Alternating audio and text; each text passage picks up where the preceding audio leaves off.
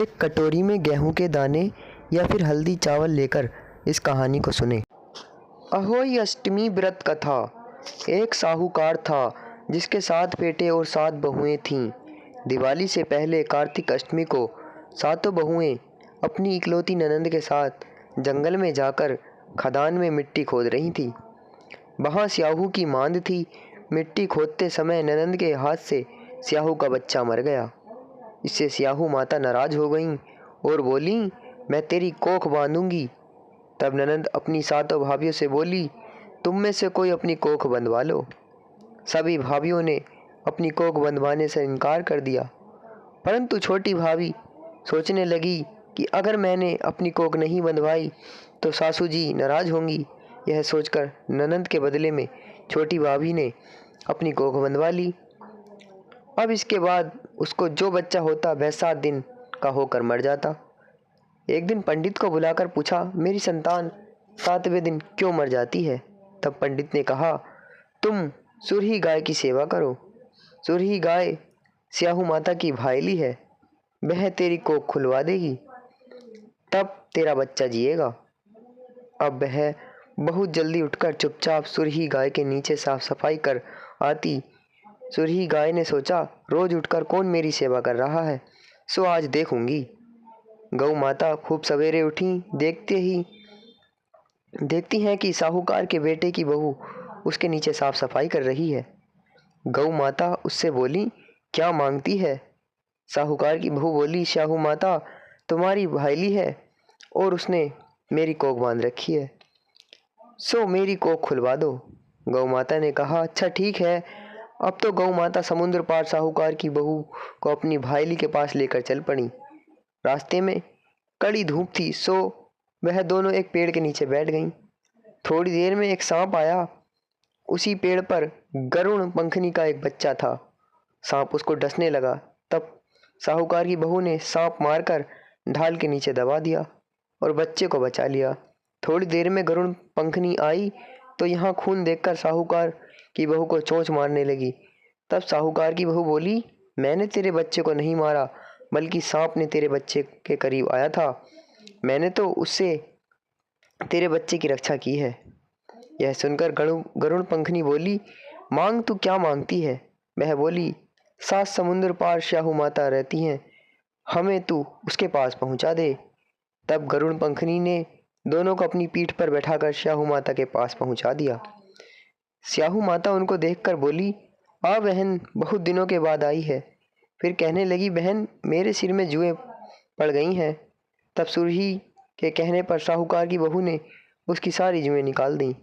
इस पर स्याहू माता प्रसन्न होकर बोली, तूने मेरे सिर में बहुत सलाई घेरी है, इसलिए तेरे 7 बेटे और 7 बहू होंगी।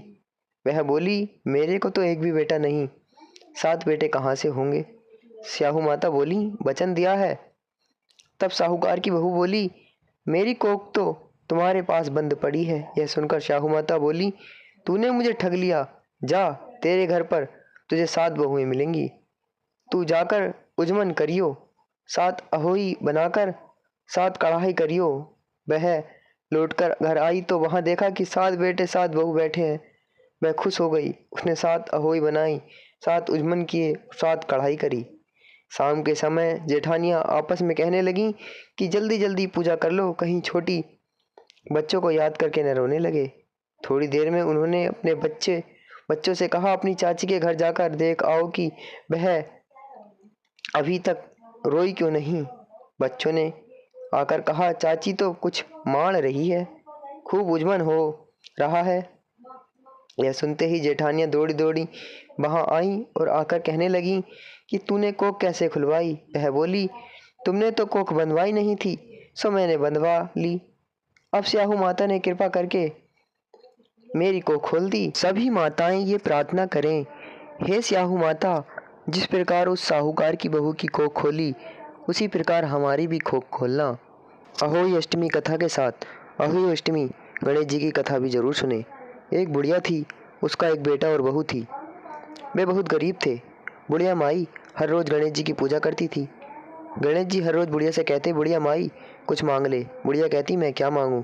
तो गणेश जी बोले, अपने बेटे से पूछ ले। तो बेटा बोला, माँ धन मांग ले। बहू से पूछने लगी तो बहू बोली, सासू जी पोता मांग लेना।